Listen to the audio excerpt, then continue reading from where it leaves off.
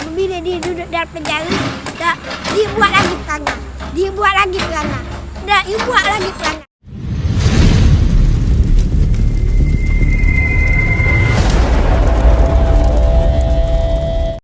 A'udzubillahi minasyaitonirrajim. Bismillahirrahmanirrahim. Innal hamdalillah nahmaduhu wa nasta'inuhu wa nastaghfiruh. Wa na'udzu billahi min shururi anfusina wa min sayyiati a'malina. May yahdihillahu fala mudilla lahu wa man yudlil fala hadiya lahu. Asyhadu an la ilaha illallah wahdahu la syarika lahu wa asyhadu anna Muhammadan 'abduhu wa rasuluh. Allahumma salli ala sayyidina Muhammad wa ala ali sayyidina Muhammad.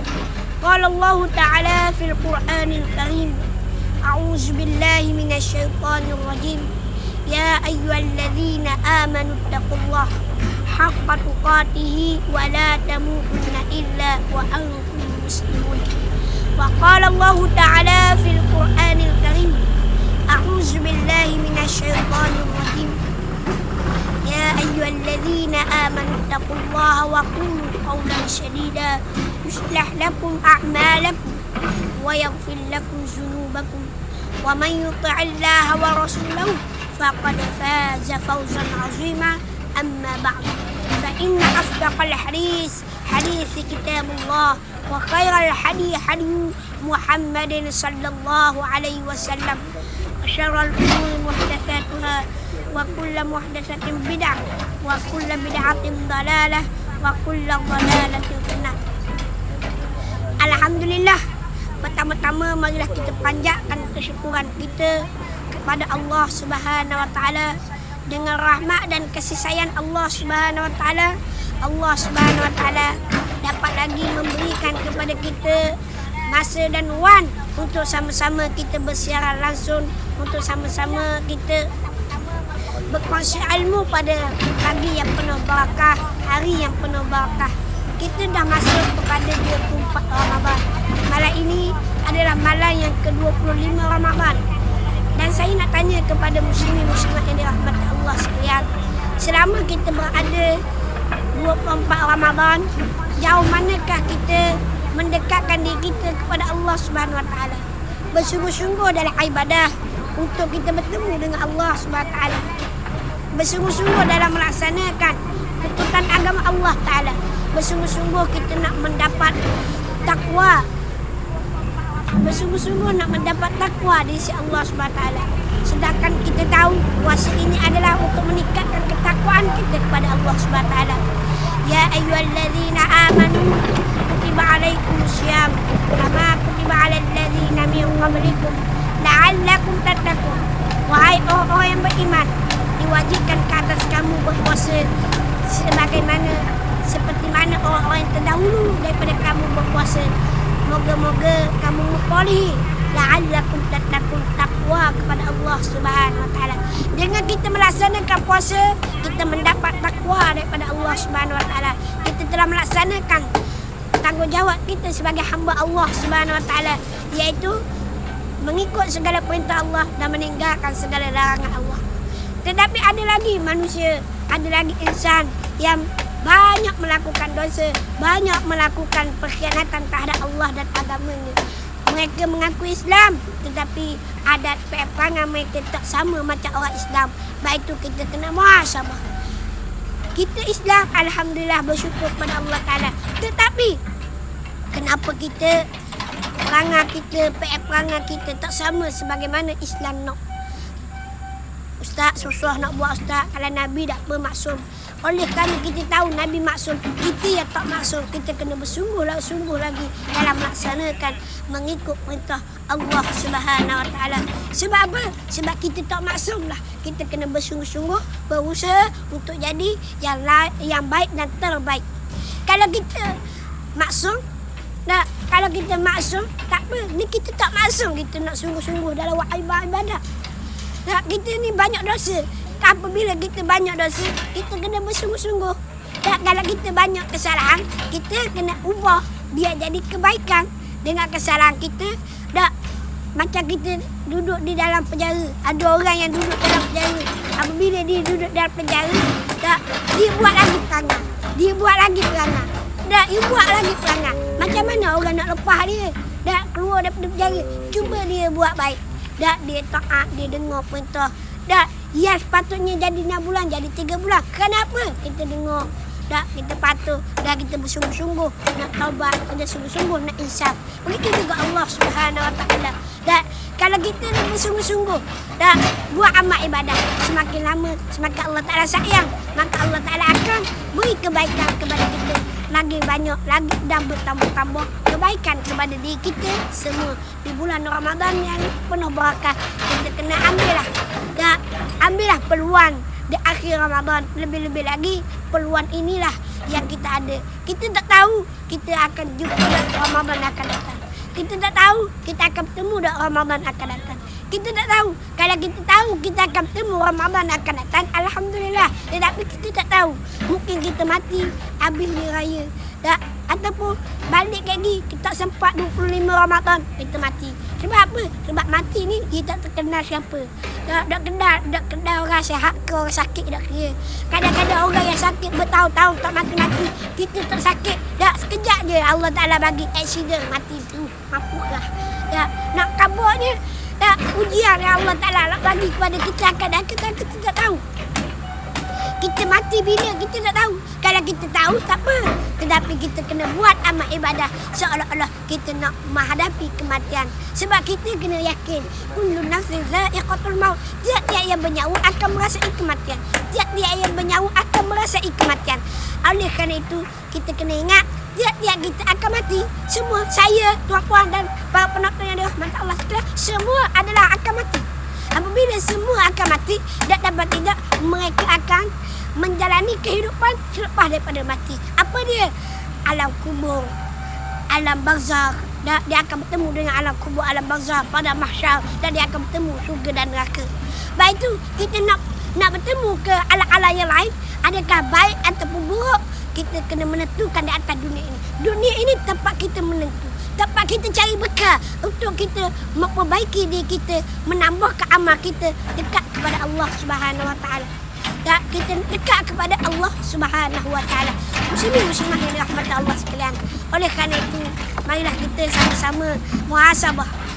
Mari kita sama-sama muhasabah untuk dekatkan diri kita kepada Allah Subhanahu Wa Taala. Hari ini kita mendapat tetamu. Ada seorang tetamu yang datang ke madrasah kita.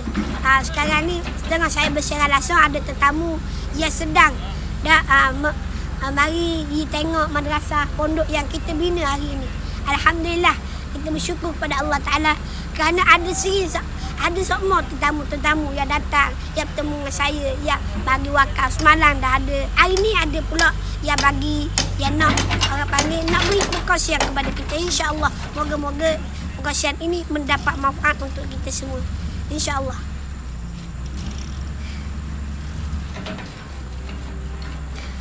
Baik, kita bersyukur kepada Allah Ta'ala kerana kita diberikan kebaikan kepada kita semua, insyaAllah.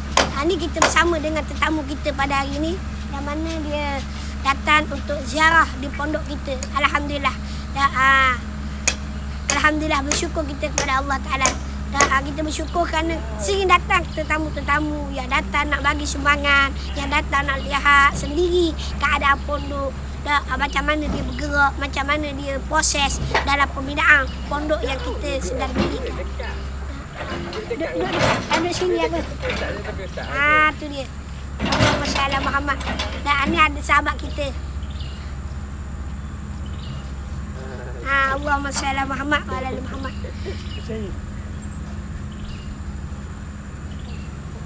Baik. Kita akan jawab persoalan-persoalan yang diaju oleh sahabat-sahabat kita.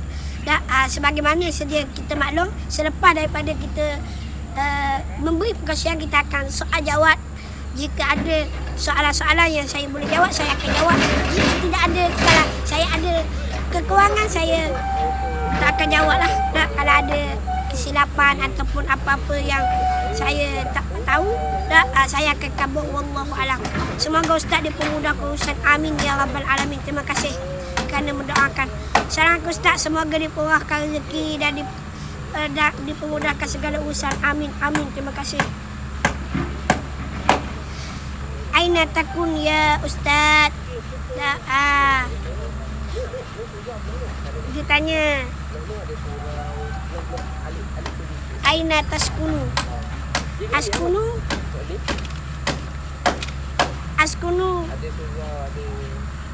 Anak belajar di Madrasah Darul Muhajirin dahulu. Dan kita belajar banyak tempat dah. Cuma sekarang ini kita berada di kampung saya dah sekarang ni. Di Madrasah Pondok Darul Zahra. Ustaz nak tanya, bolehkah berzikir la ilaha illallah dapat menundukkan nafsu? Ya, berzikir la ilaha illallah adalah salah satu untuk membersih jiwa kita, menundukkan hawa nafsu kita. Sebab apa? Kalimah la ilaha illallah, kalimah mentauhidkan kita kepada Allah. La ilaha illallah, kalimah yang menyaksikan kita tentang tidak ada Tuhan melainkan Allah. Apabila kita dah mengatakan Allah Ta'ala itu Tuhan, dan kita sebagai hamba kena bersaksi, kena percaya tentang tidak ada Tuhan melainkan Allah, tidak ada ilah kecuali Allah Ta'ala satu, maka dia boleh menundukkan jiwa kita. Maka sebagai hamba kita kena taat dan patuh segala perintah Allah. Kita kena wajib, kena ikut segala perintah Allah dan apa yang telah diajar oleh Allah melalui Rasulnya, melalui pesuruhnya Nabi Muhammad SAW. Nabi Muhammad telah memberikan penerangan kepada kita.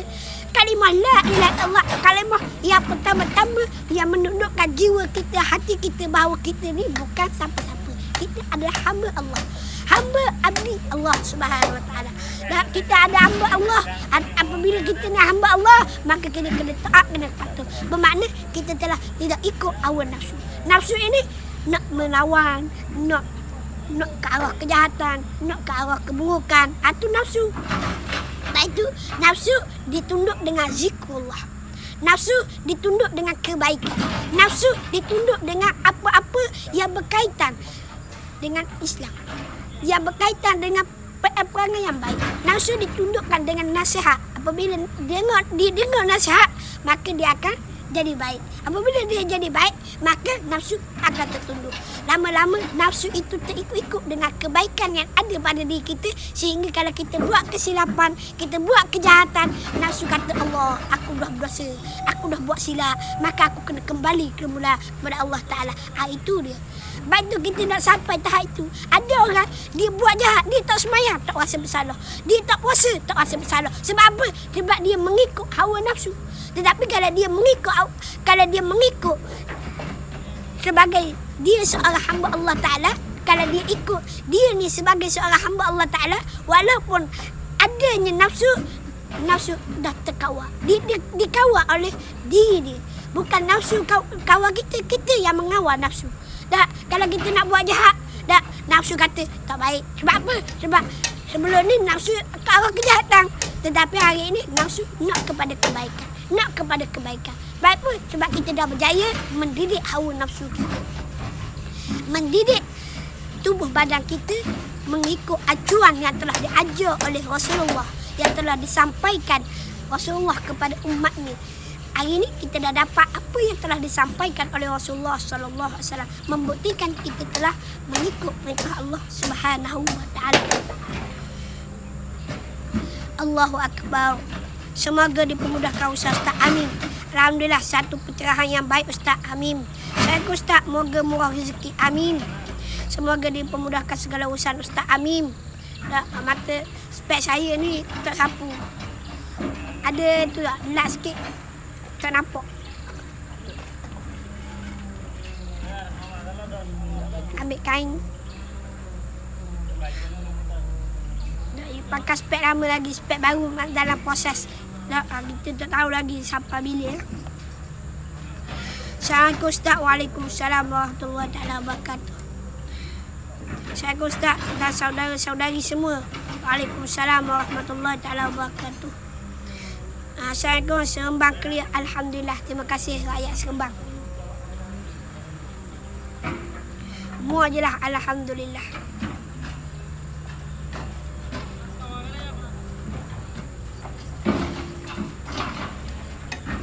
Assalamualaikum Ustaz. Semoga usaha Ustaz untuk mendapatkan sumbangan bagi madrasah Ustaz dipermudahkan. Amin, amin, amin ya rabbal alamin.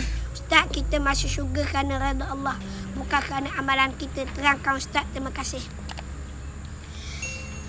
Kita nak masuk syurga, nak masuk syurga adalah kerana rahmat Allah. Kerana rahmat Allah. Kalau kita masuk syurga dengan amalan, kita tak mampu nak balas apa yang Allah Ta'ala beri kepada kita. Baik tu kita buat baik. Ada orang dia buat baik. Contoh dia apabila dia berjalan, dia berjalan, dia tengok ada pohon kayu ataupun ada duri. Dia alih duri tu. Daripada orang lalu, orang tertijak duri, dia alih duri. Ada orang masuk syurga kerana sebab dia alih duri. Sebab apa? Sebab dia menunjukkan akhlak dan sifat yang baik. Baik tu, dengan alih duri, orang lain dapat lalu dengan selamat, lalu dengan selesa. Maka Allah Ta'ala masukkan dia dalam syurga. Kenapa? Dia menyenangkan orang. Dia tidak menyusahkan orang. Sebab apa? Sebab dia buat satu kebaikan yang telah ditunjukkan dalam Islam. Sebab itu, kita buat kebaikan adalah untuk mendapat rahmat. Allah Ta'ala sayang orang ni sebab apa? Dia telah memudahkan urusan orang lain untuk buat jalan, untuk orang jadi baik dan sebagainya. Itu dia memudahkan urusan. Maka Allah Ta'ala masukkan dia dalam syurga kerana apa? Kerana dia alih duri tepi jalan ataupun alih kayu kayang yang lalu tepi jalan, dia alih tepi, memudahkan urusan orang lalu dalam. Dan apatah lagi guru-guru para ahli ulama. Kalau kita memudahkan para ahli ulama untuk pergi ke tempat-tempat amal ibadah dan sebagainya, itu nanti. Dan kita memudahkan oleh ulama untuk terus menyampaikan dakwah risalah Islam dan sebagainya. Itu adalah cara yang mudah. Kita membuka ruang untuk orang buat kebaikan. Kita membuka ruang untuk orang mendengar nasihat dan pengajaran. Baik tu kita sebut tadi. Dah masuk syurga kita nak dapat rahmat Allah, kasih sayang Allah. Ada orang yang beribadah bertahun-tahun, berjuta tahun. Dah kita tengok iblis laknatullah. Kalau nak kira amalan iblis dibandingkan dengan amalan yang kita ada pada hari ini, lebih hebat amalan iblis. Lebih hebat sifat kebaikan iblis. Lebih hebat sifat takwa iblis. Lebih hebat sifat jahat iblis. Sifat kebaikan yang ada pada iblis. Hari ini dia jahat. Hari ini dia dilaknat oleh Allah Ta'ala. Sebab apa? Bukan Allah Ta'ala lihat pada amalan dia. Allah Ta'ala lihat daripada sifat perangai dia. Dia nak berubah. Baik itu hati kita ni sering kali berubah. Ya muqallibal qulub, sabbit qalbi. Wahai Tuhan yang membolak balik hati ni, sabbit qalbi. Tetaplah hati kami. Tetaplah hatiku. Sabbit qulubana. Kalau kami, qulubana. Kalau hati kita, sabbit qalbi. Tetaplah hatiku. Dan sabbit qalbi ala dini. Atas agama kamu. Dan atas agama engkau ya Allah. Wa ala ta'atik, dan kami taat dan patuh segala perintah engkau ya Allah. Kita minta dengan Allah Ta'ala, takut kita terbalik. Dan macam iblis laknatullah, kalau nak kira amalan dia hebat iblis ni. Dan batu sebagian ulama kata tidak ada tempat yang iblis tak sujud di atas muka bumi, adalah semuanya tempat telah dia sujud. Sehingga malaikat kagum dengan iblis. Minta dengan Allah Subhanahu Wa Ta'ala, dan ya Allah, jadikanlah iblis ini guru kami. Sebab apa? Sebab malaikat kagum dengan amal ibadah hebatnya. Tetapi oleh kerana tidak mendapat rahmat dan kasih sayang Allah Ta'ala, oleh kerana hati dia tak tergogeh ataupun ada satu sifat yang dinamakan sifat sombong, sifat aku. Baik tu kita kena ingat, sifat sombong ini boleh menjatuhkan seseorang, boleh merendahkan seseorang. Hari ini kita nak bangga, tetapi kita kena ingat sifat sombong ni juga boleh membuang kita jauh daripada Allah Subhanahu Wa Ta'ala, menyebabkan kita jauh daripada Allah Ta'ala. Allahumma sholli Muhammad. Baik tu kita jangan ada dalam diri kita sifat sombong, sifat aku. Sebab kita kena ingat bahawa kita manusia berhajat satu sama lain, dan kita berhajat yang sangat-sangat adalah berhajat dengan redha dan kasih sayang daripada Allah Subhanahu Wa Ta'ala. Baik itu kita buat baik, kita nak mendapat rahmat dan kasih sayang Allah Subhanahu Wa Ta'ala. Ada orang kata kita masuk syurga kerana redha Allah. Ya? Kerana Allah Ta'ala redha. Macam mana Allah Ta'ala dengan kita buat amalan, Allah Ta'ala redha amalan kita, Allah Ta'ala terima amalan kita, dan Allah Ta'ala ada sifat rahmat dan masuk kita dalam syurga. Baik itu ada satu orang hamba Allah Subhanahu Wa Ta'ala, memang hidup dia 500 tahun dia hidup atas dunia. Kita dah sampai 500 tahun dah. Nah, dia ni hidup selama 500 tahun. Tetapi dia ni hidup 500 tahun dalam keadaan beribadah. Allah Ta'ala bagi dia ni kekuatan untuk dia beribadah semata-mata. Semayang puasa, semayang puasa, semayang puasa. Dah, rehat sikit untuk makan kalau ada makanan. Dah, semayang puasa, semayang puasa. Selama 500 tahun. Kita Allahu Akbar. Kalau gitu gak kapurkan, tak ada kerja buat kita. Dah, tapi nak kabarnya, dia ni hidup semata-mata beribadah. Jadi ahli abid. Dah, orang yang sentiasa beribadah kepada Allah Ta'ala. Maka dia hidup selama 500 tahun beribadah. Lalu akhirnya dia mati. Dia mati. Lalu Allah Ta'ala tanya kepada dia, wahai hamba, 500 tahun aku telah menghidupkan kamu. 500 tahun aku telah menghidupkan kamu. Hari ini aku nak tanya kepada kamu, mu nak masuk syurga dengan rahmat aku ke ataupun dengan amalan yang kau buat selama 500 tahun? Dah, hamba tu kata, oish, aku buat lama dah. Aku buat lama dah. Dah, takkan aku duduk atas dunia ni 500 tahun saja-saja je. Dah, kalau aku masuk dengan rahmat Allah. Dah, dia buat seolah-olah dia hidup, seolah-olah dia nak amalan dia itulah yang boleh bawa dia ke syurga. Tak. Allah Ta'ala kata, ambil wahai malaikat, masukkan dia ke dalam neraka. Wahai malaikat, masukkan dia ke dalam neraka. Sebab apa? Malaikat kata gitu. Apa yang aku bagi kepada kamu, mu tak mampu nak balas walaupun sedikit. Dan Allah Ta'ala bagi nikmat kepada kita, makan, minum. Dan Allah Ta'ala bagi nikmat sihat tubuh badan. Kalau Allah Ta'ala cabut sikit sihat tubuh badan, tak boleh nak bangun, tak boleh nak semayang, tak boleh buat amal ibadat walaupun 500 tahun. Dan sebab apa? Kita nak masuk dengan rahmat dan kasih sayang. Walaupun kita beribadah lama sekalipun, kalau kita nak bayar dengan syurga tak mampu nak bayar, malaikat rahmat dan kasih sayang daripada Allah Subhanahu Wa Taala. Sebab itu dak kita buat kebaikan dan kita buat amalan, kita nak mendapat rahmat dan redha daripada Allah Subhanahu Wa Taala. Itu yang penting.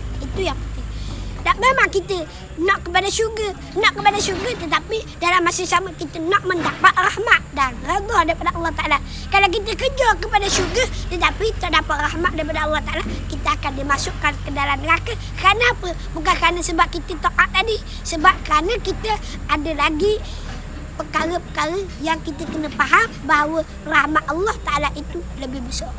Ada orang masuk syurga dengan sebab dia buat perkara yang kecil saja.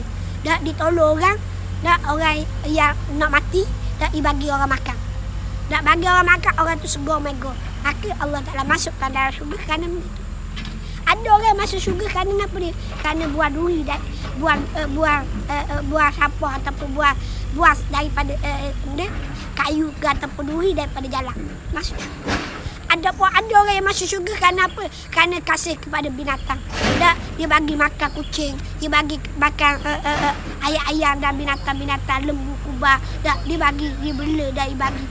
Tu kerana kasih kepada binatang, Allah Ta'ala pun masuk dia ke dalam syurga Allah Ta'ala. Itu dia rahmat Allah Ta'ala. Itu sangat-sangat luas. Baik itu kita buat amal ibadat, kita tak tahu adakah Allah Ta'ala terima tak terima. Dan kita nak dapat terima